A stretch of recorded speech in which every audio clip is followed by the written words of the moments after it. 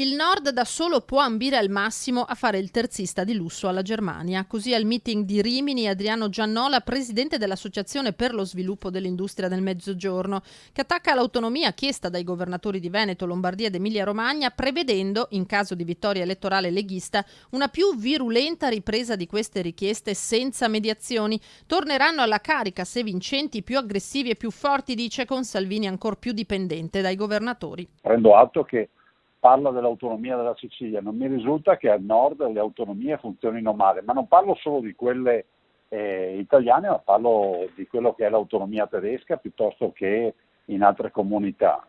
La verità è che l'autonomia è una vera assunzione di responsabilità, la responsabilità spesso fa paura a qualcuno. La si smetta di dire che l'autonomia che propone il Veneto è la secessione dei ricchi. La verità è che è un'assunzione di responsabilità e anche la volontà di non sprecare più, visto e considerato che in questo paese, l'Italia, si sprecano ogni anno 30 miliardi di euro di sprechi nelle pubbliche amministrazioni. Autonomia che darebbe ossigeno al Veneto anche nel delicato settore della sanità. La NAO, il principale sindacato dei medici, ha deciso di impugnare la delibera con cui la Regione ha autorizzato l'impiego negli ospedali di laureati in medicina privi di specializzazione per far fronte alla carenza di professionisti, 1.300 a livello locale e 56.000 sul territorio nazionale.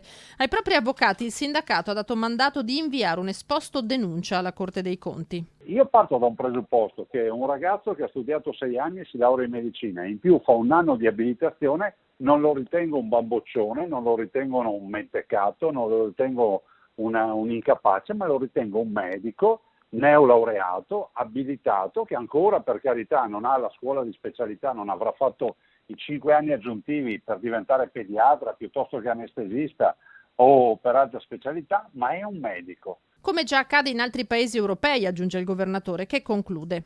Prendiamo atto ancora una volta del fatto che c'è qualcuno che ricorre contro le nostre delibere, leggeremo le motivazioni, è un diritto ricorrere contro le delibere della Regione del Veneto e le delibere degli enti e dopodiché ovviamente difenderemo la nostra delibera.